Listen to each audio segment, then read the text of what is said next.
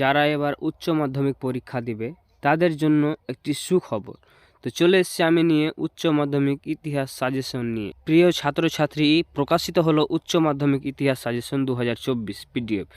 2024 সালে উচ্চ মাধ্যমিক ইতিহাস সাজেশন প্রকাশ করা হলো আজকেই এই পোস্টে। 2024 সালের উচ্চ মাধ্যমিক পরীক্ষা ইতিহাস বিষয়ে সিলেবাস অনুযায়ী এই সাজেশন প্রকাশ করা হয়েছে। এক্সাম বাংলা এর সাংবাদিক মঞ্জলি এই ইতিহাস সাজেশন 2024 পিডিএফ তৈরি করেছেন।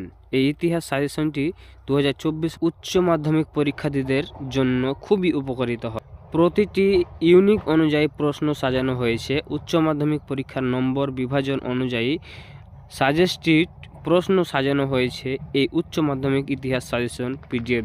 সো যারা তোমরা এবার উচ্চ মাধ্যমিক পরীক্ষা দিবে তাদের জন্য আজকের ভিডিওটি অনেক গুরুত্বপূর্ণ, তাই ভিডিওটি শুরু থেকে শেষ পর্যন্ত দেখতে থাকো।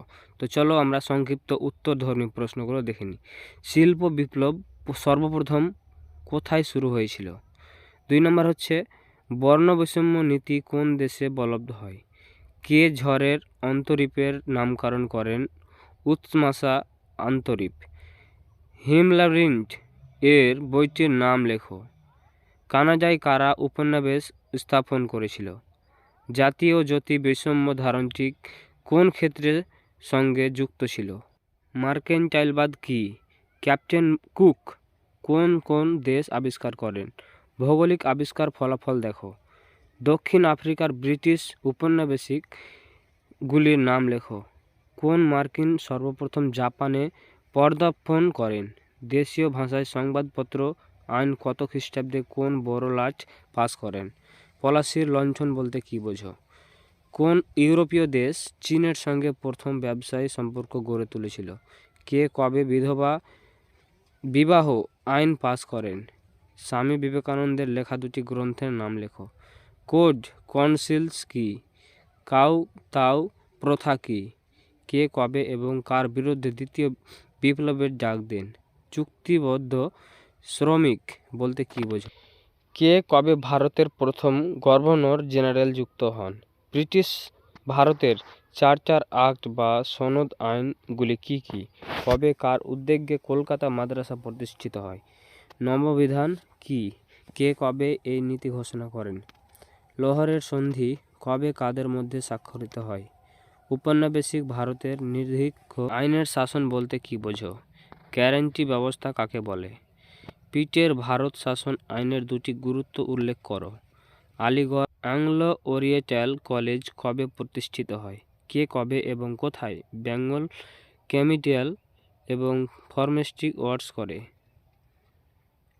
তারপরে দেখছি এখানে ভারতীয়রা সাইমন কমিশন বর্জন করেছিল কেন? 1935 খ্রিস্টাব্দে ভারত শাসন আইনের দুটি উল্লেখ। মার্লে মিন্টো আইনের দুটি ত্রুটি উল্লেখ করো। রাওলাট আইন প্রবর্তন দুটি কারণ উল্লেখ করো।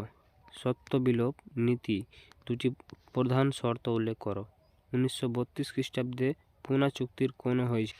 রাওলাট কমিশন কি? গান্ধীজি কেন অসহায় যোগ আন্দোলন প্রত্যাহার করেন? 1916 সালের লৌকিক কংগ্রেস গুরুত্ব কী ছিল? কার নেতৃত্বে ঝাঁসি রেজিমেন্ট তৈরি হয়?